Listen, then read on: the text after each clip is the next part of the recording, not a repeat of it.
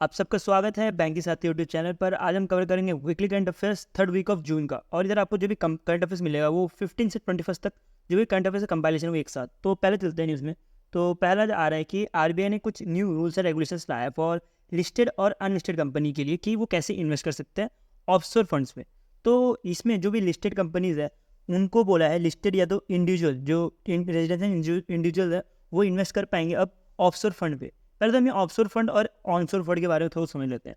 Offshore fund समझ लीजिए एक तरह का म्यूचुअल फंड है जहाँ पे जो इन्वेस्टमेंट है वो ओवरसीज या तो फॉरेन कंपनीज में की जाती है। और जो ऑनशोर फंड्स होते हैं उसमें जो म्यूचुअल फंड में जब इन्वेस्ट किया जाता है वो हमारे इंडिया की जो कंपनीज होती है वहाँ पे की जाती है। तो इसके लिए जो पहला रूल था कि अगर आप या कोई भी जो इन्वेस्टर है उसको इन्वेस्ट करना पड़ता था तो उसको जो इन्वेस्ट करना पड़ता था वो ओवरसीज पोर्टफोलियो इन्वेस्टमेंट के तौर पे करना पड़ता था अगर फॉरेन में अगर इन्वेस्ट करना है तो। और उसके लिए एक रूल था कि उसमें जो भी फंड मैनेजर होगा वो होम जुडिक्शन का होना चाहिए, मतलब जिसको भी फंड मैनेजर होगा उसका ऑफिस जो है हमारे इंडिया में होना चाहिए। ऐसा कुछ पहले रूल था, लेकिन अब जो है ये रूल चेंज कर दिया है और अब जो है इन्वेस्टर को अलाउ कर दिया है कि वो जो है फंड मैनेजर सेलेक्ट कर सकता है आउटसाइड होम जुडिक्शन के, मतलब हमारे इंडिया के जो बाहर जो फॉरेन में कोई फंड मैनेजर हो उसको भी सेलेक्ट कर सकता है। ऐसा कुछ नया रूल के अंतर्गत कहना है आरबीआई के। और ये जो है सिर्फ लिस्टेड इंडियन कंपनीज के लिए ही है, ठीक है। इसके साथ ही एक अनलिस्टेड कंपनीज के लिए भी कुछ रूल्स और रेगुलेशंस लाया है जिसके अंतर्गत ये बोला है कि जो अनलिस्टेड कंपनीज है वो जो है इन्वेस्ट कर सकते हैं 50% of their last audited net worth का। और ये जो किया जाएगा वो आईएफएससी गिफ्ट सिटी जो गांधीनगर में उसके अंतर्गत किया जाएगा। और ये किया जाएगा OPIL रूट के थ्रू, मतलब कि ओवरसीज पोर्टफोलियो इन्वेस्टर के रूट के थ्रू। अब ये ओवरसीज पोर्टफोलियो इन्वेस्टमेंट क्या है ये भी थोड़ा समझ लेते हैं। जैसे कि नाम से पता लग रहा है कि ये ओवरसीज मतलब फॉरेन में जो भी हम इन्वेस्टमेंट करेंगे उसका एक पोर्टफोलियो है, तो ये ऐसे ही इसको बोला जाता है overseas portfolio investment. Next countries में चलते हैं। नेक्स्ट कर्नाटका बैंक की तरफ से आ रहा है कि कर्नाटका बैंक ने एक KBL vice senior citizen saving account खोला है। और ये जो है अकाउंट स्पेशली डिज़ाइन है जो सीनियर सिटीजन है उनके लिए। और ये जो है फैसिलिटी देगा सीनियर सिटीजन को, जैसे कि बैंकिंग हो गया, हेल्थ केयर हो गया, वह वेलनेस के बारे में ये कुछ बनाया है। और इसके अंतर्गत इन्होंने दो जो है सब मतलब बोल सकते हैं कि सब स्कीम लॉन्च किया है, जो कि नाम है इनका KBL वाइस सिग्नेचर जो कि एक तरह का रेगुलर फॉर्मेट है, और एक है KBL वाइस एडवांटेज और ये जो है एक तरह का इनका कुछ प्रीमियम फॉर्मेट है। इसके बारे में हमें डिटेल में ना जाने की जरूरत नहीं है एग्जाम पॉइंट ऑफ व्यू से, आपको सिर्फ इतना पता होना चाहिए कि KBL vice senior citizen saving account के कुछ दो और इसके सब वेरिएंट है, ठीक है। नेक्स्ट करंट अफेयर से चलते हैं हम। नेक्स्ट ये थोड़ा SBI का न्यूज़ है, जो कि दो न्यूज़ है वो मैंने एक साथ ही कर दिया कि SBI ने लॉन्च किया है SBI डिजिटल बिजनेस लोन। और ये डिजिटल बिजनेस लोन जो है ये देने का काम करेंगे जो भी MSME के एंटरप्राइज है इनको। और ये जो दिया जाएगा ये बोला जा रहा है कि ये लोन ले पाएंगे 45 मिनट्स के अंदर ही, लेकिन अगर इनके पास कुछ डॉक्यूमेंट्स होते हैं जैसे कि RTI return, income tax return या GST रिटर्न, तो ये जो है लोन सैंक्शन हो सकता है विद इन 10 सेकेंड्स। और इसके लिए कोई भी इसमें ह्यूमन इंटरवेंशन नहीं होगा, ऐसा कुछ SBI का कहना है। और इस पर जो भी MSME सेक्टर के जो एंटरप्राइज है ये लोन ले सकते हैं अप टू 50 लाख। नेक्स्ट कुछ SBI की तरह एक रिपोर्ट आया है जिसमें कुछ NBFC के ऊपर आया है, जो कि बोला गया है कि टोटल 23 NBFC ऐसे हैं जिनसे जो है SBI ने सैंक्शन लगाया किया है लोन कुछ 2000 करोड़ का। तो आप ये छोटा सा न्यूज़ है जो कि हेल्प करेगा, जो कि हेल्प किया है जो भी अनसर्व्ड या तो अंडरसर्व्ड सेगमेंट के पीपल्स हैं हमारे इंडिया में उसको। तो ये कुछ SBI कुछ एक छोटा सा रिपोर्ट है। नेक्स्ट जुपिटर मनी से आ रहा है कि जुपिटर मनी एक तरह का स्टार्टअप है जिसको फाइनली अप्रूवल मिल गया RBI से कि वो जो है as a prepaid payment instrument की तरह काम कर सकता है।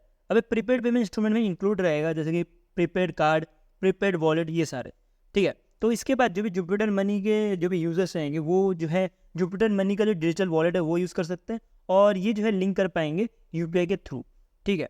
तो ये मैंने आपको बता दिया कि ये PPI के बारे में कि PPI जो है ये जो है RBI की तरफ से अप्रूवल हो गया है। इधर तक हमारा काम खत्म नहीं होता एग्जाम के लिए पढ़ने के लिए, हमें इसके बारे में डिटेल में थोड़ा बहुत कुछ पढ़ना पड़ेगा। जैसे कि पहले नियो बैंक के बारे में पढ़ना पड़ेगा। नियो बैंक क्या होता है? नियो बैंक एक तरह का ऑनलाइन बैंकिंग फैसिलिटी होती है जिसमें फिजिकल ब्रांचेस नहीं होते।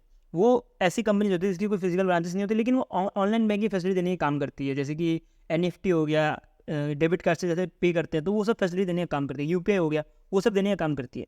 तो इनका कोई फिजिकल प्रेजेंस नहीं होता। जैसे कि आपने देखा हो या आपके आसपास कोई तो कमर्शियल बैंक तो होगा, आपके आप गांव में रहते हो या तो आप शहर में, तो कोई फर्क नहीं पड़ता। आपके इधर SBI का बैंक होगा, आपके इधर ICICI का बैंक होगा, आपके इधर पीएनबी के बैंक्स होंगे आपके आसपास, लेकिन आपने कभी भी जुपिटर मनी का बैंक नहीं देखा होगा, क्योंकि इनका कोई फिजिकल ब्रांचेस होते ही नहीं है, जो भी ये न्यू बैंक्स होते हैं। और न्यू बैंक्स को एक और चीज़ याद रखनी है कि न्यू बैंक्स को कभी भी नीड होती है स्टैब्लिशमेंट बैंक के लिए, इस्टेब्लिशमेंट बैंक की नीड होती है, क्योंकि ऐसा गवर्नमेंट का कहना है कि न्यू बैंक जो खुद नहीं ऑपरेट कर सकते, कुछ भी अगर ऑनलाइन बैंकिंग करनी है तब भी, तो इनको जो है कोई भी स्टैब्लिशमेंट बैंक की जरूरत पड़ती है, और उसके बेसिस पे ही ये जो है ऑनलाइन बैंकिंग कर पाते हैं। अब मैंने पीपीआई के बारे में बताया, तो थोड़ा हम पीपीआई के बारे में पढ़ लेते हैं।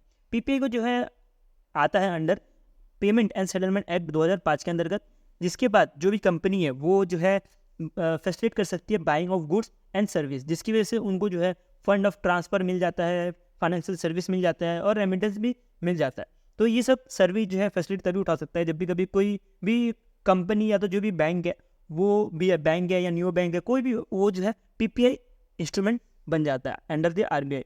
इसके बाद हम कुछ लोन के बारे में पढ़ते हैं। ये कुछ इंटरनेशनल फाइनेंशियल कॉर्पोरेशन है, जिन्होंने, ये जो है वर्ल्ड बैंक का ही एक ग्रुप है, तो इन्होंने जो है कुछ 105 मिलियन यूएसडी का अमाउंट जो है दिया है। और ये दिया है कहाँ पे, ये इन्वेस्ट किया इन्होंने राजस्थान बीकानेर में, और ये जो है इन्वेस्ट किया जा रहा है फॉर सोलर पावर प्रोजेक्ट के लिए, और ये टोटल कुछ 550 मेगावाट का सोलर पावर प्लांट है। तो ये जो सोलर पावर प्लांट है, इसको बनाया जा रहा है ब्रोकफील्ड एसिड मैनेजमेंट लिमिटेड, जो कि एक कनाडा की कंपनी है। और ये इतना सब कुछ आपको दिख रहा होगा, अभी आजकल बहुत ज़्यादा रिन्यूएबल की तरफ बढ़ रहे हैं इंडिया, और इवन जो भी आपको अभी दिख रहा होगा सोलर पावर प्लांट में कितना इन्वेस्ट किया जा रहा है, ये सब इसलिए किया जा रहा है कि इंडिया का प्लान है कि 2030 तक इंडिया जो है 5 गीगावाट की जो कैपेसिटी है वो बढ़ा दिया जाए in terms of non fossil fuel. तो नॉन फॉसिल फ्यूल्स में जो है बढ़ाया जाए, उसके से जो है अभी हम बहुत ज़्यादा जो है रिन्यूएबल एनर्जी जो है की तरफ बढ़ रहे हैं हमारी कंट्री। कुछ अब नेशनल न्यूज़ में पढ़ते हैं, नेशनल न्यूज़ में मैंने एक साथ कर दिया कि गवर्नमेंट ऑफ इंडिया ने एक्सटेंड कर दिया है डिजिटल हेल्थ इंसेंटिव स्कीम को, जो कि अभी एंड हो रहा था 30 जून 2024 में, तो इसको जो है एक्सटेंड करके 1 साल बढ़ा दिया है, और ये बन चुका है अब 30 जून 2025। आपके लिए एग्जाम के लिए डेट्स भी बहुत इंपॉर्टेंट होता है, तो डेट पढ़ लेना। तो इस स्कीम का जो एम था कि ये जो है डिजिटल हेल्थ केयर सर्विस वो प्रमोट कर, डिजिटल हेल्थ केयर सर्विस को एडॉप्ट कर पाए और प्रमोट कर पाए आयुष्मान भारत डिजिटल मिशन को।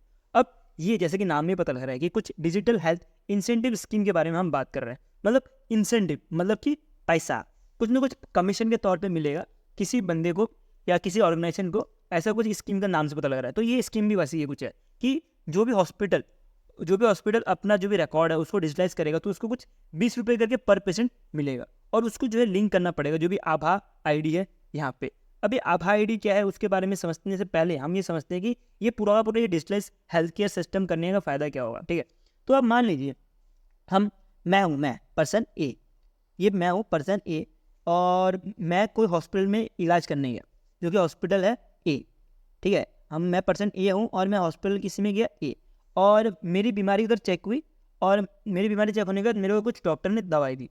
उसके बाद जब डॉक्टर ने मेरे को दवाई दी, तो उसके बाद मेरा मान लीजिए कि 5 साल के बाद मैं वापस बीमार हो गया, और वो बीमारी जो बढ़ गई, और हॉस्पिटल जो भी मेरे को डॉक्टर ने दवाई दी थी तो उसके वजह से मेरा ठीक नहीं हुआ। तो मैंने क्या किया कि मैं हॉस्पिटल अब बी में चला गया।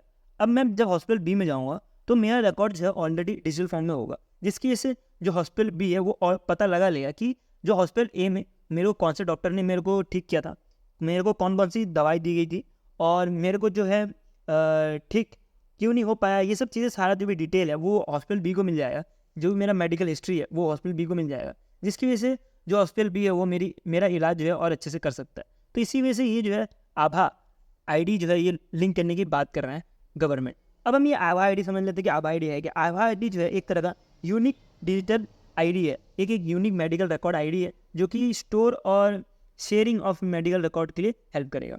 तो अब हमने इतना सब कुछ बात ही कर ली, तो आप ये समझते हैं कि ये सब कुछ जो भी ये आभा आईडी है, डिजिटल हेल्थ इंटेंसिव स्कीम है, या जो भी ये मैंने आयुष्मान भारत डिजिटल मिशन बोला है, ये सब कुछ जो है ऑर्गेनाइज करने का काम होता है, वो होता है नेशनल हेल्थ अथॉरिटी का। और ये जो मैं आपको स्कीम के बारे में बता रहा था, इसके बारे में थोड़ा कुछ पढ़ लेते हैं। तो ये स्कीम जो है लॉन्च किया था जनवरी 2023 में, और इस स्कीम के अंतर्गत ये बोला था कि जो भी हॉस्पिटल है उसको जो है रिएम्बर्स करने का काम करेगा अगर वो डिजिटलाइज करते हैं उनके जो भी इनकी डिजिटलाइज करते हैं जो इनके मेडिकल रिकॉर्ड्स हैं उसको। तो वही जो है आपने पढ़ लिया कि 20 रुपये करके पर पेशेंट देने की बात चल रही है, और ये जो है बात जो है 2023 में ही जनवरी में की गई थी। लेकिन इसके जो डेट है जो है आपको याद रखना, वो अप्रैल 2023 है। इसके बाद ये जो है इफेक्टिवली लॉन्च हो गया था। नेक्स्ट न्यूज़ बढ़ते हैं।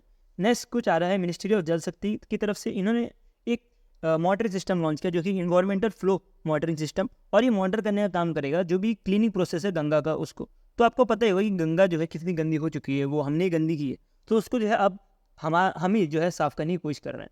तो इसी के लिए ये जो है ई मॉनिटरिंग सिस्टम जो है बनाया गया है। अभी ई मॉनिटरिंग सिस्टम जो डेवलप किया गया है वो डेवलप किया गया है National Mission for Clean Ganga ने, और ये जो National Mission for Clean Ganga ये आता है under the Department of Water Resource, Water River Development and Ganga Rejuvenation. तो ये जो है सब कुछ जो मैंने आपको इतना बड़ा कहानी बताई, इतना डिपार्टमेंट बताया, इससे जो ज़्यादा इंपॉर्टेंट है वो इसकी मिनिस्ट्री ऑफ जल शक्ति के अंतर्गत ये आता है।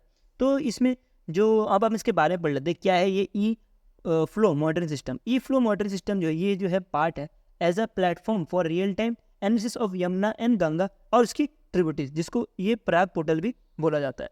तो ये जो पराग पोर्टल है अब इसके बारे में थोड़ा कुछ पढ़ लेते हैं। पराग पोर्टल जो है एक तरह का online real time monitoring centre है जिसमें प्लानिंग और मॉनिटरिंग ऑफ द प्रोजेक्ट और क्वालिटी ऑफ रिवर वाटर कितना वो इम्प्रूव कर रहा है क्वालिटी में उस टर्म्स में, उसका जो है रियल टाइम एनालिसिस करने का काम ये प्रयाग पोर्टल करता है। नेक्स्ट कुछ करंट अफेयर्स चलते हैं जो कि आ रहा है मिनिस्ट्री ऑफ अफेयर्स जिन्होंने पार्टनर किया SBI के साथ। तो ये पार्टनर क्या करने वाले हैं, एक एडिशनल डिजिटल पेमेंट सर्विस देने की बात कर रहे हैं, और ये एडिशनल पेमेंट सर्विस जो है दी जाएगी ई माइग्रेंट पोर्टल के यूजर्स को। अब ई माइग्रेंट पोर्टल के यूजर्स कौन कौन होंगे, ये होंगे वो माइग्रेंट जो कि इंडिया वर्कर है जो अब्रॉड में काम करते हैं। तो ये जो है फैसिलिटी दी जाएगी, एडिशनल जो दी जाएगी मैं आपको बोल रहा हूँ वो दी जाएगी UPI credit card, debit card, NEFT। मतलब अब तक कोई ऐसा फैसिलिटी नहीं था कि कोई जो है इंडियन माइग्रेंट जो है UPI कर पाए या NEFT कर पाए इस पोर्टल में जाके, ई माइग्रेंट पोर्टल में जाके, लेकिन अब SBI के थ्रू ये पॉसिबल है, और SBI की भी जो SBI ई पे है वहाँ से पॉसिबल है। ये एक तरह का पेमेंट गेटवे है जो कि हेल्प करेगा जो भी माइग्रेंट वर्कर है वो जो है ये सारे फैसिलिटीज ले पाए, जैसे UPI हो गया, NEFT हो गया, ये सारे। तो ये इसके बारे में थोड़ा पढ़ लेते हैं ये क्या था ई माइग्रेंट प्रोजेक्ट। तो ई माइग्रेंट प्रोजेक्ट को जो लॉन्च किया गया था 2014 में, और इसके अंतर्गत ये बोला गया था ये जो है सपोर्ट करेगा और गाइड करेगा जो भी इंडियन वर्कर है जो अब्रॉड में जाते हैं और जहाँ पे भी कंट्रीज़ में नीड होती है इमिग्रेशन चेक रिक्वायरमेंट की, तो उसको जो है ईजी करने का काम करेगा अंडर दिस प्रोजेक्ट। और इसमें जो है कुछ पैसे की भी ज़रूरत पड़ती है तो उसी के लिए लॉन्च किया गया है। इससे पहले एक चीज़ लॉन्च की गई थी, आप मेरे को कमेंट सेक्शन में बताना, मैंने वो ऑलरेडी पढ़ाया हुआ है, और अगर आपने कि दूसरे से पढ़ा हो तो आपको पता होगा कि एक ई माइग्रेंट प्रोजेक्ट के लिए एक ब्लू कॉलर जो वर्कर्स हैं उनके लिए भी कुछ लॉन्च किया गया था, तो आप कमेंट सेक्शन में पढ़ के बताना। नेक्स्ट चलते हैं, नेक्स्ट कुछ आ रहा है public fund regulatory and development authority of India की तरफ से इन्होंने जो है सेलेक्ट किया है NEC corporation India private limited, और ये जो है NEC कॉर्पोरेशन प्राइवेट लिमिटेड ये बन चुके हैं एज अ SI बने हैं, मतलब कि सिस्टम इंडिकेटर बने हैं 6 साल के लिए, और ये जो है काम करेंगे डिजिटल ट्रांसफॉर्मेशन जर्नी जो भी PFRDA का है उसको। तो इसमें काम क्या रहेगा, हम पहले ये समझ लेते हैं कि NEC का काम क्या रहेगा। NEC एज अ SI मतलब सब इंस्पेक्टर नहीं, SI मतलब सिस्टम इंडिकेटर। तो ये सिस्टम इंडिकेटर बन के जो है वो जो भी इनका ट्रेस वाला जो इनका प्लेटफॉर्म है उसको जो है डेवलप करने का काम करेंगे। इनका काम रहेगा डिज़ाइन, डेवलप, इम्प्लीमेंट, मेंटेन करना जो भी ये ट्रेस प्लेटफॉर्म है pension fund regulatory and development authority का। तो अब हम इसके बारे में थोड़ा कुछ समझ लेते हैं ट्रेस प्लेटफॉर्म है क्या। ट्रेस प्लेटफॉर्म जो है एक तरह का regulatory and supervisor compliance report देने का काम करता है, और इसका काम होता है कि मॉनिटर करना जो फंक्शंस है और फैसिलिटेट करना जो भी वर्कफ्लो है ऑफ PFRDA डिपार्टमेंट का। अब थोड़ा बहुत इसके बारे में समझ लेते हैं, थोड़ा कॉम्प्लेक्स हो गया होगा, मैं क्या टेक्निकल टर्म्स बोल रहा हूँ, तो इसको समझ लेते हैं।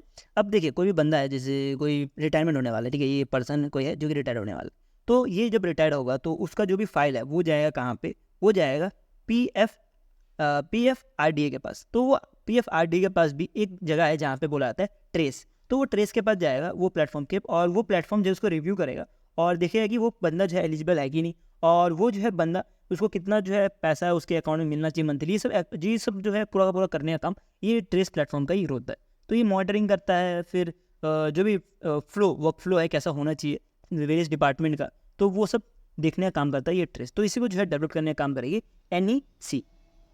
नेक्स्ट करंट अफेयर चलता है। नेक्स्ट करंट अफेयर जो भी स्टेट की न्यूज़ है वो मैंने आपको एक साथ कर दिया जो कि पढ़ने में हेल्प हो, और इसमें जो पहला जो स्टेट का न्यूज़ आ रहा है कि कर्नाटका बैंक इंडिया की पहली कर्नाटका स्टेट जो है इंडिया की पहली स्टेट बनी है जो कि 1 करोड़ का जो है इंश्योरेंस कंपनसेशन दे रही है जो भी उनके एम्प्लॉय हैं जो कि रोड एक्सीडेंट में मारे जाते हैं उनके लिए। तो ये जो दिया गया था अभी रिसेंटली ही Karnataka State Road Transport Corporation के थ्रू दिया गया था, और ये जो है 1 करोड़ ईच दिया गया था कुछ under the incident insurance relief compensation के अंतर्गत। और ये जो है जो भी अगर एम्प्लॉय इनके जो है 4 डिपेंडेंट हो तभी ये जो है दिया जाएगा, कुछ ऐसा कुछ बोल रहा है। तो आपको इसमें एग्जाम के लिए ये याद रखना है, कर्नाटका जो पहला स्टेट बना है जिसको जो कि 100 करोड़ जो है एज अ इंश्योरेंस दे रहा है। और इसमें जो पहला जो इसने देना चालू किया है वो है Karnataka state board transport corporation. तो इतना पढ़ो बस काफ़ी है।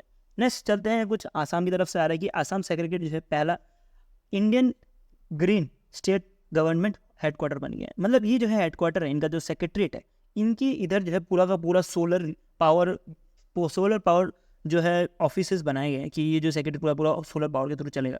और इसके लिए जो सोलर पावर यूज़ किया जाएगा कुछ 2.5 मेगावाट सोलर पावर प्रोजेक्ट जो है ये है। तो इसमें जो बोला गया कि पूरा का पूरा जो इनका सेग्रीगेट कॉम्प्लेक्स है वो जो चलेगा वो पूरा का पूरा सोलर पावर में चलेगा। इसके लिए कुछ इन्होंने इंस्टॉल किया है ₹12.5 करोड़ का जो है इन्होंने इंस्टॉलमेंट किया है सोलर पावर का। तो आपको ये इतना वैल्यू डिटेल में पढ़ना नहीं है, आपको बस इतना पता होना चाहिए कि इंडिया का जो पहला स्टेट गवर्नमेंट हेडक्वार्टर है वो आसाम में बनाया, वो आसाम सेक्रेटरीट है। और इसमें कितना मेगावाट का जो है सोलर पावर प्लांट बनाया, आपको इतना काफ़ी है एग्जाम के लिए। फिर नेक्स्ट चलते हैं कि एक आसाम से ही न्यूज़ है कि आसाम ने जो है एक मुख्यमंत्री नीतू मोइना स्कीम जो है लॉन्च किया है। और ये जो है प्रमोट करेगा गर्ल्स को, जिसके अंतर्गत ये बोला है कि गर्ल्स को जो है एजुकेशन के साथ कुछ फाइनेंशियल इंसेंटिव भी दी जाएगी। ये कितनी कितनी दी जाएगी वो भी थोड़ा बहुत पढ़ लेते हैं। जो भी क्लास 11-12 के होंगे उनको 1000 रुपये दिए जाएंगे। जो भी 3 to 4 ईयर ग्रेजुएशन में होगा उसको जो है कुछ 1200 रुपये दिए जाएंगे। और जो भी कुछ पोस्ट ग्रेजुएशन या बीएड कर रहा होगा उसको कुछ 25,000 रुपये दिए जाएंगे वो लड़कियों को। और इसमें बोला है कि वो जो है सिंगल गर्ल होनी चाहिए पेरेंट्स का, ऐसा कुछ कहना है गवर्नमेंट का। नेक्स्ट कुछ इंटरनेशनल न्यूज़ में चलता है, कुछ नहीं सिर्फ एक ही है। तो इसमें जो है अदानी डिफेंस और एरोस्पेस ने पार्टनर किया है एज मान सकते हो कि एज ग्रुप जो कि यूएई की है, इनके साथ पार्टनर किया। और ये जो है डेवलप करने वाला है research and development facility India और यूएई में। अब कुछ एमयूज़ पढ़ते हैं। तो एमयूज़ में जो आपको मिलेगा कुछ ये 4 एमयूज़ हैं जो मैंने एक साथ कर दिया। मैथमेटिकल डिपार्टमेंट जो कि अंडर आता है मिनिस्ट्री ऑफ अर्थ साइंस के, इन्होंने पार्टनर किया है जो जैसे कि आईएमडी है इंडियन मैथमेटिकल डिपार्टमेंट, वैसे ही कुछ डोमिनिकन रिपब्लिक का जो इनका मैथमेटिकल डिपार्टमेंट है जिनका नाम है ONA मैट, मतलब ओना मैट करके कुछ है। तो ये जो है डेवलप करेंगे डोमिनिकन रिपब्लिक के जो भी मैथमेटिकल फिनोमिना है इसको, और इम्प्रूव करेंगे जो भी इनका वेदर फॉरकास्टिंग है उसको, वो इम्प्रूव करने का काम IMD का रहने वाला है। Next Kotak Mahindra life insurance ने महिंद्रा इंश्योरेंस के साथ पार्टनर किया और ये दोनों मिलकर कुछ लाइफ इंश्योरेंस प्रोडक्ट लॉन्च कर रहे हैं। फिर IIT हैदराबाद तेलंगाना ने पार्टनर किया है जापान के साथ। जापान की कंपनी इसका नाम है रेनिसा इलेक्ट्रॉनिक्स कॉर्पोरेशन। और ये जो है क्या करने वाले हैं, वेरी लार्ज स्केल इंटीग्रेशन, और जो मतलब मान लीजिए कि जो सेमीकंडक्टर है उसमें जो है रिसर्च एंड डेवलपमेंट करने का काम करेंगे। इसके अंतर्गत ये भी बोला गया है कि जो भी IIT हैदराबाद के जो भी स्टूडेंट्स होंगे वो इंटर्नशिप कर सकते हैं रसीना इलेक्ट्रॉनिक्स कॉर्पोरेशन में जो जापान में है। और ये इंटर्नशिप जो है 6 महीने का होगा। उसके बाद अगर वो अच्छा काम करते हैं तो जो भी IIT हैदराबाद के जो भी स्टूडेंट्स रहेंगे उनको जो है एज अ परमानेंट एम्प्लॉय बना दिया जाएगा अंडर दिस ऑर्गेनाइजेशन। नेक्स्ट चलते हैं अदानी ने जो है बोला है कि जो Bhutan drug green power corporation है इनके साथ पार्टनर किया और बोला है कुछ green hydrogen electric power plant बनाने वाला है 570 मेगावाट का। और ये बनेगा कुछ भूटान का लोकेशन चुखा प्रोविजन में ये कुछ बनने वाला है। अब कुछ इंडेक्स और रिपोर्ट के बारे में पढ़ लेते हैं। इंडेक्स और रैंकिंग के बारे में। तो ये बहुत इंपॉर्टेंट रैंकिंग तो नहीं बोलूँगा, लेकिन इसके बारे में हमको पता होना चाहिए। ये इंपॉर्टेंट क्यों नहीं है, क्योंकि इंडिया की रैंक बहुत ख़राब है और जब भी कभी इंडिया की रैंक ख़राब होती है तो वो एग्जाम में नहीं पूछा जाता। आप प्रीवियस उठा के देखो तो आपको पता चलेगा। तो इसमें आपको पता लगेगा कि इन्वायरमेंट प्लेटफॉर्म इंडेक्स 2024 का ये आया था और इसको जो रिलीज़ किया गया था वो क्या था, Yale Centre for Environment Law and Policy ने। और ये पार्टनर किया था इन्होंने Centre for International Earth Science Information Network Earth Institute जो कि कोलंबिया यूनिवर्सिटी में है। तो ये दोनों पार्टनर करके जो है एक रैंक दिया है जो कि बोला जा रहा है इन्वायरमेंटल परफॉर्मेंस इंडेक्स। अब इसमें जैसे कि नाम से बताया कि इन्वायरमेंट के लिए दिया रहा है कि इतना अच्छा काम कर रही है कोई कंट्री इन्वायरमेंट के लिए। तो उसके में जो इंडिया की रैंक आ रही है वो बहुत ख़राब है। इंडिया की रैंक है 176 आ रही है आउट ऑफ 180 कंट्री। तो इसमें आप देख सकते हो कि इंडिया की रैंक बहुत ख़राब है। तो इसमें एग्जाम में क्वेश्चन बनने के चांस कम है, लेकिन इसमें क्वेश्चन इससे ज़्यादा इंपॉर्टेंट कहाँ से बन सकते हैं कि टॉप 3 में कौन आ रहा है, मतलब फर्स्ट में कौन आ रहा है। तो फर्स्ट में जो है एस्थोनिया आ रही है जिसका रैंक फर्स्ट है। उसके बाद लैम्बर्गस आ रहा है जो कि सेकंड नंबर पे आता है। उसका जर्मनी है जो कि थर्ड नंबर पे आता है। ये हमारे 3 टॉप 3 वाले हैं। अब टॉप 3 के साथ कुछ बॉटम भी पढ़ लेते हैं। बॉटम में कौन कौन से कंट्रीज है जिसमें क्वेश्चन बन सकते हैं। एक जो है पाकिस्तान है जिसमें 179 रैंक है, आपको ये थोड़ा याद रखना है। और लास्ट में जो ये रैंक आता है वो इम्पोर्टेंट बन जाता है, वो जो है वियतनाम है। इससे पहले इंडिया की रैंक तो और ख़राब थी। 2022 में इंडिया की रैंक है 180 थी। तो आप अब तो थोड़ी सी इंप्रूव हो गई है इंडिया की रैंक, लेकिन तब भी अभी बहुत काम करना है इंडिया को।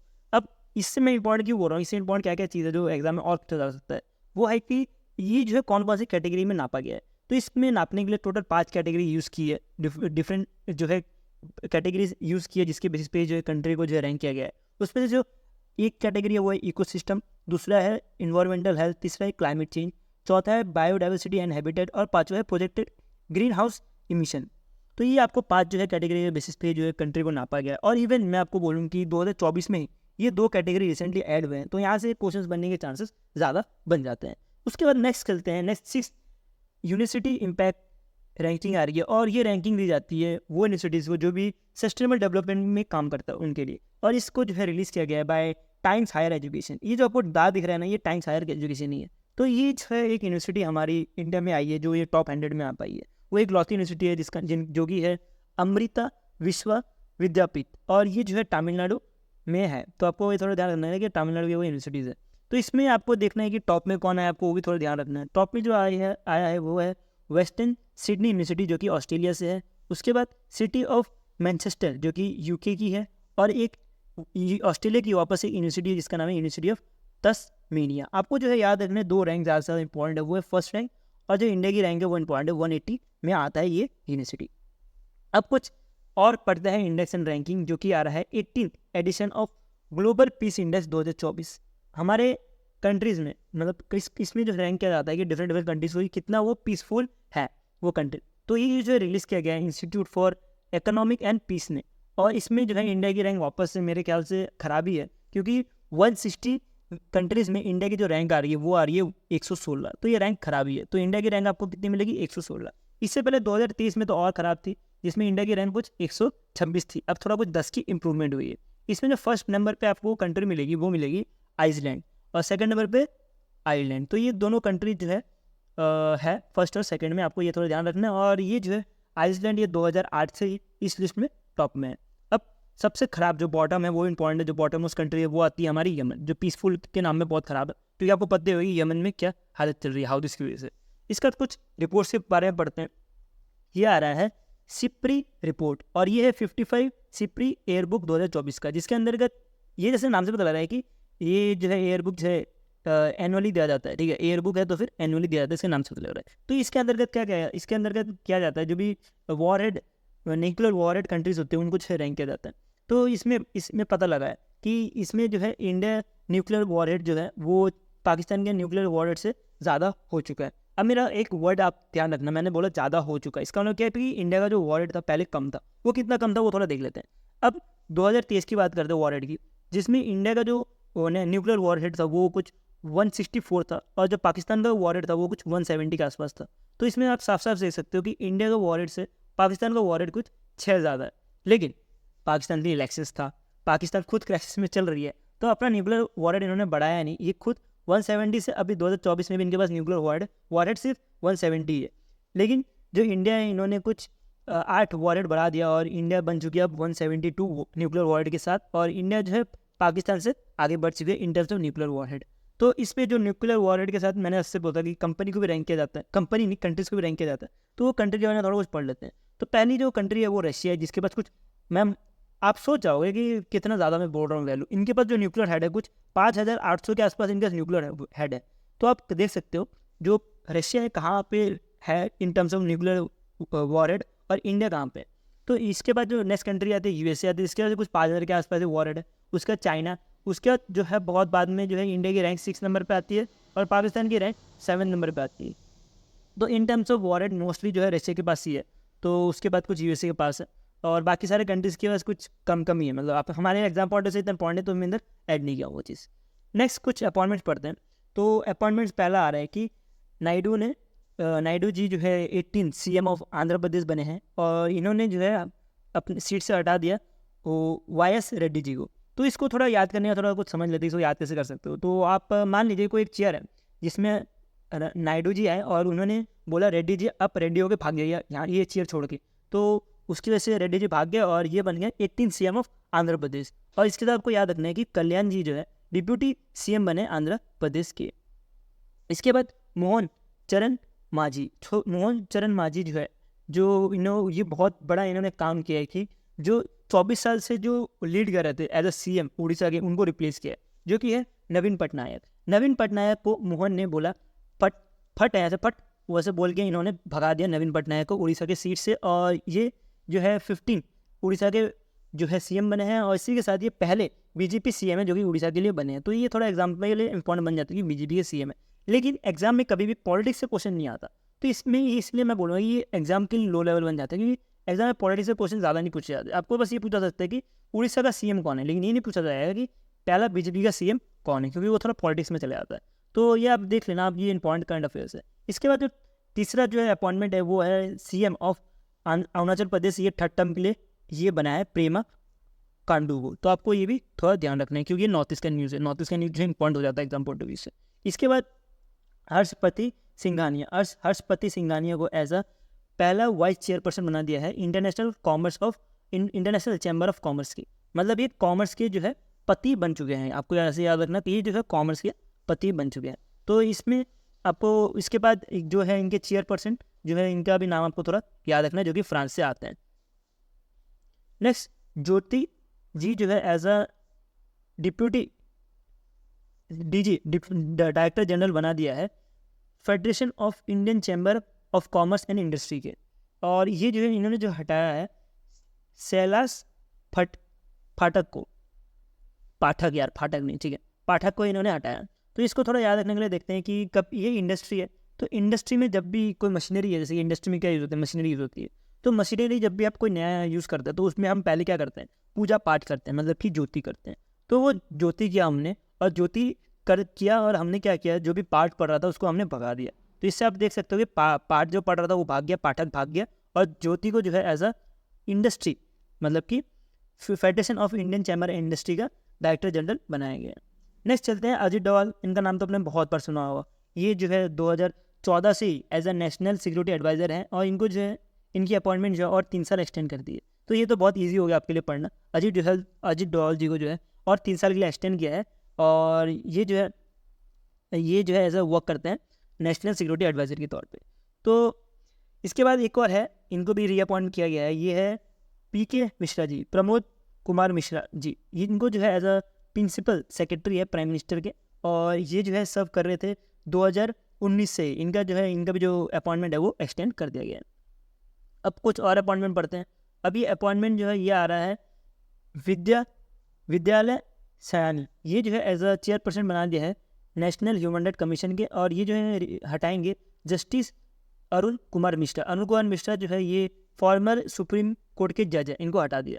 इसके बाद कुछ जेम्स की तरफ से आ रहे ब्रिटिश एक्टर जेम्स जो है ये बन चुके हैं गुडविल एम्बेसडर UNHCR का। UNHCR मतलब United nation high commission for refugee, इनके जो है गुडविल एम्बेसडर बन चुके हैं जेम्स। इसके बाद कुछ अपॉइंटमेंट जो कि फॉरेनर के अपॉइंटमेंट है, ये आ रहा है साइप्रस रामापोसा। इनके बारे में नाम सुना होगा, ये साइप्रस रामापोसा रिपब्लिक में भी आए थे हमारे। तो ये जो है 2nd टर्म के लिए साउथ अफ्रीका के प्रेसिडेंट बन चुके हैं। ये गेस्ट थे रिपब्लिक के, ये शायद से पिछले साल के गेस्ट थे। तो आपको ये भी थोड़ा ध्यान रखना है कि Cyril Ramaphosa exam point of view से मेरे ख्याल से इंपॉर्टेंट नहीं है इतना, ये थोड़ा लो में चला जाता है, लेकिन आपको पता होना चाहिए कि ये पर्सन जो है वापस से रिपीट हुआ है। इसके बाद जो नेक्स्ट जो करंट अफेयर्स है वो है MD एंड CEO जो है धनलक्ष्मी बैंक का, ये चेंज कर दिया गया 3 साल के लिए। और तो ये जो है अभी नए अपॉइंट किए गए, ये हैं अजीत कुमार जी, और इन्होंने जो रिप्लेस किया है JK श्रीवंत को। अजीत कुमार जी ने किसको रिप्लेस किया, JK श्रीवंत को। नेक्स्ट कुछ अवार्ड पढ़ लेते हैं। अवार्ड जो है मैं आपके लिए डिटेल में लेके आया हूँ, जिसकी वजह से पढ़ने में आपको हेल्प होगी। इसका डिटेल का मतलब ये नहीं है कि आपको पूरा का पूरा मैं जो भी करंट अफेयर्स है वो पूरा का पूरा ठोक दूँ आपके ऊपर, लेकिन जो हमारे लिए एज अ ह्यूमन जो हम याद कर सकते हैं वो मैंने इधर से भी लिखा हुआ है। तो इस पर जो पहला अवार्ड है वो है साहित्य अकेडमी अवार्ड, जो कि राइटर्स को दिया जाता है। और ये जो अवार्ड दिया गया है वो दिया गया है India National Academy of Letter, जो कि आता है मिनिस्ट्री ऑफ कल्चर के अंतर्गत। तो ये अवार्ड दिया गया है, और ये जो है अवार्ड के अंतर्गत कुछ 24 बाल साहित्य पुरस्कार जो है दिया जाता है, और 23 जो है युवा पुरस्कार दिया जाता है। तो आप मुझे बताओ 24 + 23 इतने सारे अवार्ड आप पढ़ पाओगे? कभी ज़िंदगी में नहीं पढ़ पाओगे यार। अगर पढ़ भी लिए ना तो आपको याद रहेगा नहीं एग्जाम में, तो इसको पढ़ कोई मतलब नहीं बनता। तो आप इसको सीधे स्किप करो जो भी अवार्ड्स है। इसके लिए हम एग्जाम के लिए क्या पढ़ सकते हैं वो देखते हैं। तो इसमें जो है बाल साहित्य पुरस्कार जो है इसको लॉन्च किया गया था 2010 में। और ये जो दिया जाता है जो भी राइटर का एज होता है 9 से 16 साल के बीच में। और इसमें जैसे कि मैंने आपको बताया कि 24 जो है अवार्ड दी जाती है, तो इसमें से जो 22 जो है वो ऑफिशियल लैंग्वेज को दिया जाता है, इसके साथ इंग्लिश और राजस्थानी ये 2 लैंग्वेज को जो है दिया जाता है। और ये टोटल बनता है 24 लैंग्वेज जिसको ये जो है अवार्ड दिया जाता है। अब हम ये अवार्ड के बारे में तो नहीं पढ़ सकते कि 24 जो है अवार्ड किस किस को दिया गया उसके नाम याद रहेंगे, वो तो पॉसिबल नहीं है। लेकिन हम एक चीज़ पढ़ सकते हैं कि ये अवार्ड के कौन कौन सी कैटेगरी में डिवाइड किया हुआ है। तो ये अवार्ड को जो डिवाइड किया गया है 4 स्टोरीज में दिया है, 5 शॉर्ट स्टोरीज में दिया है, 7 नोवेल्स को दिया है, 6 जो है पोएट्रीज को दिया है, और 1 जो है प्ले को दिया है, और 1 जो है हिस्टोरिक फिक्शन को दिया है। तो हमारे लिए एग्जाम पॉइंट ऑफ व्यू से जो एक एक बन जाता है ना, 1 हिस्टोरिकल फिक्शन और 1 प्ले, यहाँ से क्वेश्चन बनने के चांसेस ज़्यादा है। और 4 स्टोरीज आपको इतना पढ़ना है, इसके साथ पढ़ भी सकते हो तो बहुत अच्छा है, बाकी भी, और नहीं पढ़ पा रहे तो इतना ज़रूर पढ़ लेना। नेक्स्ट जो है साहित्य अकादमी युवा पुरस्कार। अभी युवा पुरस्कार जो इसको लॉन्च किया गया था इसके 1 साल बाद ही, जब बाल साहित्य पुरस्कार जो है 2010 में लॉन्च किया गया था, तो इसके 1 साल बाद ही 2011 में इसको लॉन्च किया गया था। और इसमें जो राइटर की एज होनी चाहिए इसके अंतर्गत बोला गया था 35 साल या 35 साल के कम होनी चाहिए। ये जो है अवार्ड जो है डिफरेंट कैटेगरीज में दिया जा रहा है, आप यहाँ से पढ़ सकते हो। लेकिन हमारे लिए इंपॉर्टेंट जो है वो है एक ऐसे को दिया जा रहा है, एक नॉवल को, एक गज़ल को। तो ये जो है एग्जाम के लिए इंपॉर्टेंट बन जाता है। नेक्स्ट अवार्ड है V Sattaraman lifetime achievement award. और ये जो दिया गया है अभी मुंबई का इंटरनेशनल फिल्म फेस्टिवल हो रहा था 18th एडिशन, तो वहाँ पे दिया गया था। और ये जो है दिया गया है वो आपको नाम बहुत इंपॉर्टेंट है, नाला मूर्ति जी। तो ये इनको दिया गया, ये एक तरह का वाइल्ड लाइफ, ये एक तरह के क्या है वाइल्ड लाइफ मेकर है जो कि चेन्नई तमिलनाडु से आते हैं। नेक्स्ट कुछ अवार्ड दिया गया है लैंड हीरोज़ को। उसमें से लैंड हीरोज़ कुछ मैं बोल रहा हूँ, देखना वर्ड मेरा ध्यान से सुनना, कुछ बोल रहा हूँ, मतलब कुछ में से हमें क्या पढ़ना है, जो इंडिया का है वो पढ़ना है। तो इंडिया के जो ये लैंड हीरोज़ जो अवार्ड दिया गया है, ये दिया गया है by United Nation Convention to Combat Desertification. तो ये जो है अवार्ड दिया जाता है जो भी वर्क करता है लैंड रिस्टोरेशन के लिए, जो लैंड को रिस्टोर करने का काम करता है, उनको जो है ये अवार्ड दिया जाता है। तो हमारे इंडिया की तरफ से जो दिया गया है वो सिद्धेश जी को दिया गया है। सिद्धेश जी जो है एक तरह के फार्मर है जो कि महाराष्ट्र से आते हैं, और ये जो है ये जो है एक तरह के फाउंडर भी है एग्रो रेंजर के। तो इन्होंने बहुत अच्छा काम किया है wealth waste management Pune city Maharashtra में, जिसकी वजह से ये जो है अवार्ड इनको दिया गया है। अब ये इसके बारे में पढ़ते हैं कि ये अवार्ड दिया कब गया था। ये एक इवेंट हो रहा था World Day to Combat Desertification and Drought, इस समय ये जो है दिया गया था ये अवार्ड। तो इसके साथ ये जो इवेंट हो रहा था इसकी थीम में पॉइंट होता था एग्जाम पॉइंट ऑफ व्यू से। तो ये जो है इसकी थीम है united for land our legacy our future, तो इसकी ये थीम है। इसके अंदर मैंने जैसे बताया कि ये जो है लैंड हीरो जो है कुछ जो है लोगों को दिया गया है। तो ये कुछ लोग जो है 10 अलग अलग कंट्रीज से आते हैं, ये 10 लैंड हीरोज दिए जाते हैं, कुछ 10 अलग अलग कंट्रीज से आते हैं। तो वो डिफरेंट कंट्रीज है, जैसे कि कोस्टा रिका है, ब्राज़ील है, जर्मनी है, फिलीपींस है। तो आपको ये 10 कंट्रीज ये आपको याद रहेंगे नहीं और एग्जाम में भी पूछा नहीं जाएगा, तो पढ़े कुछ फ़ायदा नहीं। आपको सिर्फ इतना पता होना चाहिए कि 10 कंट्रीज में दिया जा रहा है, और उसमें से जो इंडिया का जो पर्सन है वो उनका नाम पता होना चाहिए, इंपॉर्टेंट है। बाकी आप सीधे सीधे स्किप मारो। अब लैंड हीरो पता होना चाहिए कि लैंड हीरो दिए क्यों जाते हैं। नेक्स्ट और अवार्ड्स पढ़ते हैं। इसमें जो है 9 क्रोल नहीं है, ये है crawl, 9th crawl celebrity brand value report 2023 का, जो कि दिया गया है विराट कोहली जी को एज अ टॉप रैंक में आए हैं। और इसके साथ जो दूसरे रैंक पे आए वो रणवीर सिंह है, तीसरे रैंक पे शाहरुख खान है। ये भी एग्जाम पॉइंट ऑफ व्यू से इंपॉर्टेंट नहीं बनता, क्योंकि एक तो ये कोई इंटरनेशनल नहीं है, ये सेलिब्रिटी ब्रांड वैल्यू रिपोर्ट है, तो आप इसको थोड़ा बहुत पढ़ सकते हो। ये भी मैं मानूंगा लो वैल्यू पे। इसके बाद जो है ये बहुत ज़्यादा इंपॉर्टेंट है, मैं इसको इंपॉर्टेंट मार्क कर देता हूँ, ये इंपॉर्टेंट है क्योंकि ये जो है दिया जा रहा है सेंट्रल बैंकिंग अवार्ड 2024 का, और ये जो है दिया जाता है by UK based central banking publication के थ्रू। और इसमें जो हमारे सेंट्रल बैंक को ये अवार्ड मिला है वो है आरबीआई। और ये जो आरबीआई को अवार्ड मिला है वो मिला है under risk manager of India category के अवार्ड के, जो रिस्क कैटेगरी के अवार्ड है इसके अंतर्गत। तो इसके साथ ही एक और अवार्ड दिया गया है जो कि है टेक्नोलॉजी सर्विस कैटेगरी के लिए। तो इसमें जो अवार्ड दिया है वो आयरिस सर्विस बिजनेस को ये अवार्ड दिया गया। तो आपको ये 2 अवार्ड याद रखना है। इसके साथ हम कुछ और भी पढ़ लेते हैं कि ये जो सेंट्रल बैंकिंग अवार्ड इसके साथ और किस किस को अवार्ड मिला है इंडिया के अलावा भी। तो इंडिया के अलावा जो है सेंट्रल बैंक ऑफ ईयर का अवार्ड जो है मिला है वो सेंट्रल बैंक ऑफ ब्राज़ील को मिला। इसके बाद जो है गवर्नर ऑफ द ईयर का अवार्ड जो दिया गया है वो दिया गया है governor of Indian nation of Ukraine, Indian nation he national of Ukraine, मतलब यूक्रेन के जो गवर्नर है उनको दिया गया।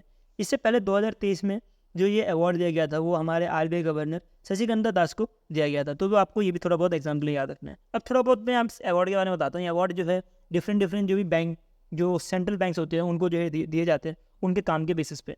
तो इसमें जो है ग्लोबली दिए जाते हैं। और इसमें डिफरेंट डिफरेंट बैंक्स आते हैं, आपको सारे सारे नहीं पढ़ने, जो इंपॉर्टेंट है मैंने इधर आपको लिख दिया है। अब नेक्स्ट करंट अफेयर्स पे चलते हैं। नेक्स्ट करंट अफेयर्स आ रहा है Nelson Mandela life time achievement award, और ये अवार्ड जो है ये दिया गया है, ये फिल्म मेकर है विनोद गानातरा। विनोद गानातरा जो है गुजरात से आते हैं, और ये इंडिया के लौते इंडियन बने, जो पहले इंडियन बने, इनको जो है ये अवार्ड दिया गया है।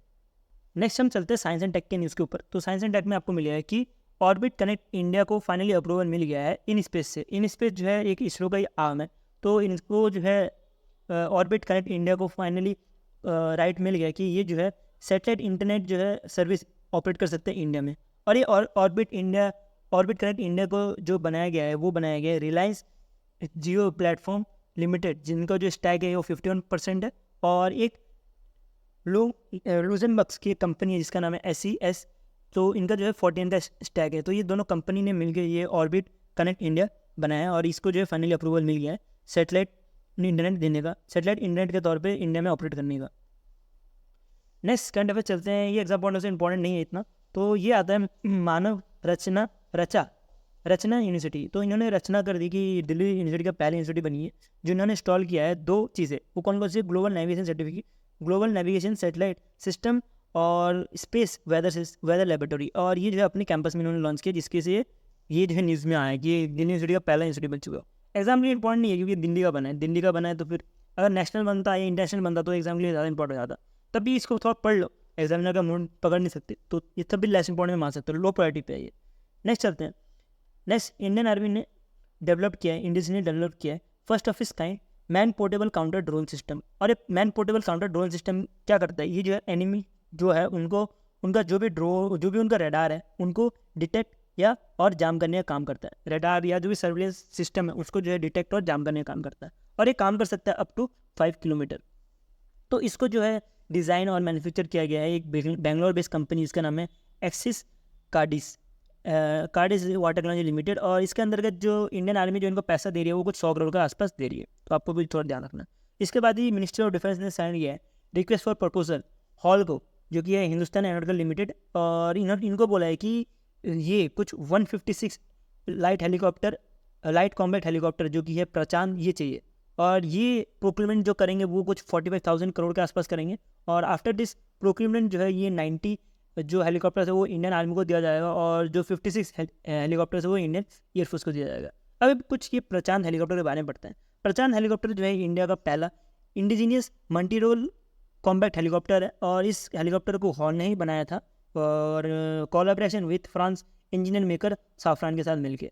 और ये जो हेलीकॉप्टर की स्पेशलिटी ये है कि ये जो है लैंड और टेक ऑफ कर सकता है 5000 मीटर के ऊपर जो एल्टीट्यूड होगा उधर भी।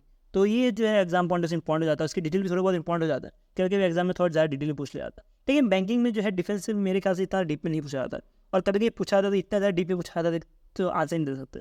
ठीक है, तो इतना करंट अफेयर्स पढ़ो काफ़ी है। नेक्स्ट चलते हैं। यूक्रेन ने वर्ल्ड का पहला stand alone military drone launch किया, और ये जो stand alone military drone branch जो है, जैसे नाम से पता लग रहा है कि ये जो है पूरा का पूरा जो मिलिट्री होने वाला है, ये मिलिट्री सिर्फ ड्रोन में ही काम करेगा, बाकी कुछ काम नहीं होगा इसका। तो ये जो है बनाया गया है ड्रोन, और ये जो ड्रोन का एम रहेगा कि ये सी एयर ये सब जगह पे जो है ऑपरेट करने का काम करेगा। जैसे आपको पता है कि ड्रोन जो है कितना इंपॉर्टेंट हो चुका है हमारे डेली लाइफ में भी। आजकल जो है फॉरेन में तो ड्रोन से डिलीवरी हो रही है, ड्रोन जो है ब्लॉगर्स यूज़ कर रहे हैं, ड्रोन जो है फिल्म्स में यूज़ हो जा रही है, ड्रोन से ही अटैक किए जा रहे हैं डिफरेंट टेररिस्ट, मतलब डिफरेंट टेररिस्ट जो दूसरे कंट्रीज़ पे, और ड्रोन के माध्यम से ही जो शिप है रेड सी में भी देखा होगा आपने, उधर भी अटैक हुई जा रही है। तो इसी वजह से जो है यूक्रेन का ये स्टेप आया कि वर्ल्ड का जो है पहला स्टैंड अलोन जो है ड्रोन ब्रांच बनाया जाए।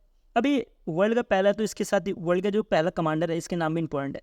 ये जो है यूक्रेन के कमांडर है, आप यहाँ से उनका नाम पढ़ सकते हो। ये नाम के साथ ये कुछ सिंबल भी लॉन्च किया, ये जो ब्रांच बनाया है यूक्रेन ने। तो ये सिंबल जो है, ये सिंबल का नाम है स्टील स्वेलो, ये सिंबल का नाम है। ये ऐसा नहीं है कि दूसरे जो हमारे इंडियन आर्मी में जो है उनके पास कोई ऐसा ड्रोन फैसिलिटी वाला सिस्टम नहीं है, या तो यूएसए के पास कोई ऐसा नहीं है कि उनके पास कोई ड्रोन का ब्रांच नहीं है, मिलिट्री है लेकिन स्टैंड अलोन नहीं है। मतलब सिर्फ लौता तो ड्रोन के लिए काम कर रहा है ऐसा नहीं है, यूक्रेन ने ऐसा कुछ बनाया कि ड्रोन के लिए काम करे, तो इसलिए ये पहला वर्ल्ड का बना है, और एग्जाम के लिए इसलिए इंपॉर्टेंट बन जाते हैं। अब कुछ स्पोर्ट्स की न्यूज़ पढ़ते हैं। ये कुछ आ रहा है वर्ल्ड जूनियर चेस चैम्पियनशिप 2024 का, और ये जो है इस बार जीता है दिव्या देशमुख, जो कि सिर्फ 18 साल की है, और इन्होंने जो ये जीता है वो जीता है गिफ्ट सिटी गांधीनगर में, गुजरात में, क्योंकि ये इवेंट गांधीनगर में हो रहा था और इन्होंने डिफीट किया है बुल्गारिया के एक प्लेयर को। और ये बहुत टाइम के बाद हुआ था यार, ये इवेंट कुछ 15 साल के गैप के बाद अब जाके ये इंडिया में ये इवेंट हुआ था। और ये अच्छी बात है कि कोई हमारे इंडिया से कोई लड़की जीती है। अब कुछ शूटिंग का पढ़ते हैं। ये हो रहा था इंटरनेशनल शूटिंग स्पोर्ट फेडरेशन की तरफ से, और ये वर्ल्ड कप था 2024, जिसमें सुरभजीत सिंह जो है इनको गोल्ड मिला है। और ये जो आते हैं अंडर 10 मीटर पिस्टल कैटेगरी के अंतर्गत इनको ये जो गोल्ड मेडल मिला गया। इसके बाद जो ब्रॉन्ज मेडल है वो एग्जाम के लिए इंपॉर्टेंट नहीं होता है, लेकिन आप तब भी थोड़ा बहुत ये ब्रॉन्ज मेडल पढ़ सकते हो। ये जो है हमारी वुमेन कैटेगरी के लिए मिला है 50 मीटर राइफल 3 पोजीशन कैटेगरी के लिए मिला है। तो आपको ये थोड़ा पढ़ना पड़ेगा, लेकिन मेरे ख्याल से ब्रॉन्ज में क्वेश्चन नहीं आते, तो पढ़ सकते हो, ठीक है, नहीं पढ़ सकते कोई बात नहीं। इसके बाद कुछ मेडल टैली पढ़ते हैं, जिसमें पहले नंबर पर चाइना आ रहा है, फिर नॉर्वे है, फिर इंडिया और फ्रांस है जो कि 2-2 मेडल जीते हैं। तो मेडल टैली में आप देख सकते हो चाइना जो है 11 मेडल जीता है। इसके बाद कुछ अवार्ड है, ये अवार्ड स्पोर्ट्स के लिए दिया, मैंने इसलिए इसमें स्पोर्ट्स में कैटेगरी में रख दिया इसको।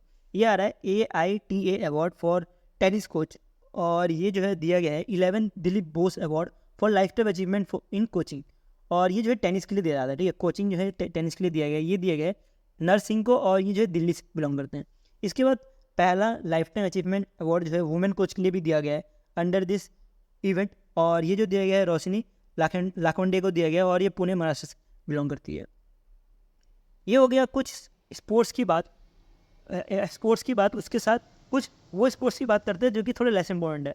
ये आ रहा है 9th ATP चैलेंजर 125 जो कि इटली में हो रहा था। तो ये जो है टेनिस का एक इवेंट है जिसमें जो विनर है वो 2 फॉरेनर है, आप यहाँ से नाम पढ़ सकते हो, तो इसलिए एग्जाम पॉइंट से इंपॉर्टेंट कम में जाता है। तो पहला फॉरेनर है ये जो है जीता है मैन सिंगल टेनिस, और ये जो फॉरेनर इसने हराया था सुमित नागल को। सुमित नागल जो है इंडियन प्लेयर है, जो कि ओनली इंडियन प्लेयर है जो ओलंपिक के लिए नॉमिनेट हुए हैं, जो पहले पेरिस ओलंपिक में खेलेंगे, जो मैन सिंगल टेनिस खेलने वाले, ये ओनली इंडियन प्लेयर है, तो आपको ये ध्यान देना है। इसका नेक्स्ट जो है ये मैच डबल टेनिस में जो इंडिया की तरफ से खेल रहे थे वो थे श्रीराम बालाजी, और इनके साथ जो पार्टनर थे वो जर्मन के एक प्लेयर थे। तो ये भी जो है इनको भी सिल्वर मेडल मिल रहा है, ये दोनों को, ये जो है रनर अप थे दोनों के दोनों। तो इसलिए एग्जाम पॉइंट से पॉइंट नहीं बनता है, क्योंकि ये जो थे रनर अप थे, और एग्जाम में जो पूछा जाता है वो मोस्टली गोल्ड पूछा जाता है। ये गोल्ड किसने जीता है, सबको गोल्ड चाहिए, ठीक है, तो इसलिए गोल्ड पूछा जाता है, तो गोल्ड इंपॉर्टेंट होता है, तो आप इसको पढ़ लो, लेकिन मैं बोलूँगा इसलिए एग्जाम के लिए इतना इंपॉर्टेंट है नहीं। उसका आता है फ्रांस ओपन 2024, ये भी टेनिस के लिए दिया गया है। ये इसके 2 विनर्स आपको ये बहुत बार दिखा होगा ये नाम, जो कि वुमेन कैटेगरी में आती है, वुमेन सिंगल टाइटल जीते इन्होंने, और ये जो है मैन सिंगल टाइटल जीता है। ये एग्जाम के लिए थोड़ा इंपॉर्टेंट है, क्योंकि ये जो है फ्रांस ओपन टेनिस के लिए बहुत बड़ा नाम होता है, टेनिस में बहुत माना जाता है इसको, तो आपको ये थोड़ा पता होना चाहिए कि कौन 2 विनर है। फॉरेनर हो तब भी आपको पता होना चाहिए। नेक्स्ट कुछ बुक्स पढ़ते हैं, जितने बुक्स थे मुझे लगता है इसी हफ्ते में आ गए, इससे पहले हमने इतने ज़्यादा बुक्स एक बार में कवर नहीं किए, तो बुक्स पढ़ लेते हैं। ये आ रहा है आई हैव द स्ट्रीट अ कुटी क्रिकेट स्टोरी। अब ये जो है लिखा गया है, ये लिखा गया है रविंदर अश्विन ने, और रविंदर अश्विन जी ही जो है इसके जो है ऑथर भी है, ये इनकी बायोग्राफी है, तो ये बायोग्राफी इनकी है, और ये जो है ऑथर है, और इसको जो है पब्लिश किया गया है by Penguin Random House India ने। तो आप देख सकते हो कि मोस्टली आप प्रीवियस से उठा के भी देखोगे तो कभी भी पेंगुइन या जो भी पेंगुइन या कोई भी ऑर्गेनाइजेशन होता है, कोई पब्लिक हाउस होती है, वहाँ से क्वेश्चन आने के बहुत कम चांसेस होते हैं। तो आप जो भी पब्लिक हाउस है उसका नाम छोड़ सकते हो अगर आपको याद नहीं हो पा रहा, लेकिन आपको ये 3 चीज़ याद रखनी है, बुक, ऑथर का नाम, और इम्पोर्टेंट उसकी क्या इंपॉर्टेंस है, वो 3 चीज़ आपको पता होनी चाहिए। नेक्स्ट कुछ चलते हैं विशापूरम, ये जो है रिलीज़ किया गया ये बुक केरला के CM के थ्रू, और ये जो है रिलीज़ किया गया AP मसूलियर के लिए। तो इनकी जो है कुछ ऑटोबायोग्राफी है, और ये जो है किसने पब्लिश किया आप यहाँ से पढ़ सकते हो, जो कि एग्जाम पॉइंट से इंपॉर्टेंट नहीं है, लेकिन तब भी पढ़ लो यार, क्या तो पूछ ली, याद हो पाए तो सही है, नहीं हो पाए तो कोई बात नहीं। नेक्स्ट बुक है वो है सोर्स कोड माई जर्नी। इसमें जो है बिल गेट्स की जो भी चाइल्डहुड से जर्नी है CEO तक माइक्रोसॉफ्ट के, तो वो पूरा का पूरा जर्नी के बारे में लिखा जाएगा, और ये जो है लॉन्च होगा अभी नहीं, फरवरी 2025 में, ये इंपॉर्टेंट है, ये फरवरी 2025 में जो है लॉन्च होगा, और ये जो है ये जो है पब्लिश करेंगे एलियन लेन जो है इसको लॉन्च करेंगे। इसके बाद कुछ और बुक्स पढ़ते हैं। ये आ रहा है अ फ्लाई ऑन RBI व्हील, और ये जो है लॉन्च किया गया है इनसाइडर व्यू ऑफ, ये जो है बुक है, पूरा का पूरा नाम है इनका insider view of central bank. इतना लंबा वीडियो बनाएगा थकान हो जाती है यार, ठीक है, कोई नहीं। तो ये जो है जैसे कि नाम से पता लगा कि इनसाइडर व्यू है, इसका मतलब क्या, ये वो बंदा बता सकता है जो कि आरबीआई में ऑलरेडी काम किया हो या तो कुछ आरबीआई के साथ रिलेटेड हो। तो इसी वजह से ये जो है पर्सन कल्पना जी, ये जो है आरबीआई से रिलेटेड है, क्योंकि ये आरबीआई के फॉर्मर स्पोक पर्सन है और इन्होंने ही जो है ये बुक लिखा है और इनकी ही जर्नी जो है इसकी बुक में, उसकी बुक के बारे में लिखा है, इनकी जर्नी और आरबीआई की कैसे ट्रांसफॉर्मेशन हुई है ये 25 साल के भीतर। तो इसके बारे में ये पूरा का पूरा डिटेल में लिखा गया और इसको जो पब्लिश किया था वो रूपा पब्लिकेशन इंडिया ने किया था। नेक्स्ट आप देख सकते हो ये आलिया भट्ट की एक बुक है, यह बुक का नाम देख सकते हो लेसन पॉइंट है और ये जो है कुछ चिल्ड्रन पिक्चर बुक सीरीज़ की ये बुक है। अब कुछ वन लाइनर्स पढ़ते हैं। ये इंपॉर्टेंट डे आया है क्योंकि ये first ever UN international day है और इंटरनेशनल डे ऑफ प्ले है। प्ले के लिए दिया गया है क्योंकि आजकल पता होगा कि बच्चे जो है मोस्टली मोबाइल्स में गेम्स खेलते हैं, फील्ड में जाने की कोशिश, फील्ड में नहीं जाते खेलने के लिए, फुटबॉल क्रिकेट ये सब मोबाइल में खेलते हैं। तो इसकी से ये लॉन्च किया गया है। इवन आप मेरे को ले सकते हो या अपने आप को भी ले सकते हो। आप कितने बार एक्सरसाइज करते हो, रनिंग करने जाते हो, तो हम नहीं जाते हैं ना, मोस्टली मोबाइल में काम करते हैं, ठीक है। तो इसी वजह से ये जो है इसको लॉन्च किया गया, ये बच्चों के लिए लॉन्च किया गया। मैंने आपको हमारे सबसे बताया कि हम भी जो है फिजिकली कुछ करते नहीं है, तो ये हमारे लिए भी लॉन्च होना चाहिए। तो ये फर्स्ट एवर जो है लॉन्च किया गया है और इसका डेट इंपॉर्टेंट एग्जाम के लिए 11 जून 2024। इसका कोई थीम नहीं है जिसके हिसाब से अच्छा कुछ याद नहीं करना थीम। तो ये जो है लॉन्च किया गया है और इसी के साथ यूनिसेफ ने एकता फाउंडेशन के साथ मिल के एक first ever hour of play भी लॉन्च किया इंडिया में। तो आपको ये भी थोड़ा ध्यान देना है। ये इसी डेट पे 11 जून में लॉन्च किया गया था। इसका कुछ जीडीपी प्रेडिक्शन जो कि आ रहा है वर्ल्ड बैंक का ग्लोबल इकोनॉमिक प्रोस्पेक्ट की तरफ से, जिसमें इंडिया की जो जीडीपी रखी गई है इस बार 2024 में जो प्रेडिक्शन मारी है 2025 के फाइनेंशियल ईयर में, तो वो मारी है 6.6 की। तो पहले जो थी वो 6.4 की थी, अब इसको बढ़ा के 6.6 की कर दिए। और सिर्फ जीडीपी प्रेडिक्शन जो है आपको एग्जाम से पहले एक बार में पढ़ लेना चाहिए सारे के सारे, ऐसे छोटे छोटे पढ़े कुछ फायदा नहीं, तो इसलिए मैंने एक ही डाली है। इसके साथ एक और थी, वो मैं अपकमिंग जो अभी डेज आने वाले 22 जून को कल मैं डाल दूंगा। इसके बाद एक एमयूज जो है मेरे से मिस हो गया था, जो कि मैंने इधर आपको डाल दिया है। जिसके सबको वहाँ पे मिस हुआ तो भी मैंने इधर डाल दिया, जिसके सबको आपका कोई भी एमयूज जो है या जो भी करंट अफेयर्स है वीकली का मिस ना हो। तो ये आ रहा है department of administration reform and public grievances, जो कि है ministry of personnel public grievances pension के अंतर्गत आता है। तो ये डिपार्टमेंट ने पार्टनर किया है पब्लिक सर्विस कमीशन जो कि रिपब्लिक ऑफ गाम्बिया है। और ये दोनों पार्टनर करके क्या करने वाले हैं, जो भी गाम्बिया का गवर्नेंस है उसको अच्छा करने का काम करेंगे, गवर्नेंस रिफॉर्म करने का काम करेंगे और 5 साल के लिए बढ़ा दिया गया है। ये जो है पहली बार साइन किया था 2021 में और ये जो है 3 साल के लिए साइन किया गया था। इसका नाम 2024 में जो है ये एग्रीमेंट खत्म हो गया और ये 8 जून को ख़त्म हुआ और इसको जो है 5 साल के लिए बढ़ा दिया गया। तो इसका नाम 2029 तक जो है ये जो है एग्रीमेंट चलेगा। अब ये हो गया हमारा जो वीकली करंट अफेयर्स था 3rd वीक ऑफ जून का। मैं होप करता हूँ जो मैंने आपको समझाया है वो समझ आया और इवन मैंने ट्राई किया कि क्रिस फॉर्म में समझा सकूँ, बिकॉज आपको जो है लास्ट में जाके क्रिस फॉर्म में ही पढ़ना है मंथली पीडीएफ। तो इससे अच्छा आप अभी से क्रिस फॉर्म में पढ़ना चालू कर दो। सो अगर आपको मेरा ये पीडीएफ भी चाहिए होगा तो आप मेरा इस टेलीग्राम ग्रुप से डाउनलोड कर सकते हो। इवन मैं इधर वीकली और मंथली पीडीएफ सारे सारे डाले हूँ, यहाँ से आप पढ़ लो। और अगर आपका मेरा कोई और वीडियो देखना है तो आप इस वाले वीडियो में क्लिक कर सकते हो। इसके बाद मैं आपको यहीं मिलूंगा। अभी के लिए आप इतना रखते हैं। Thank you for watching this video.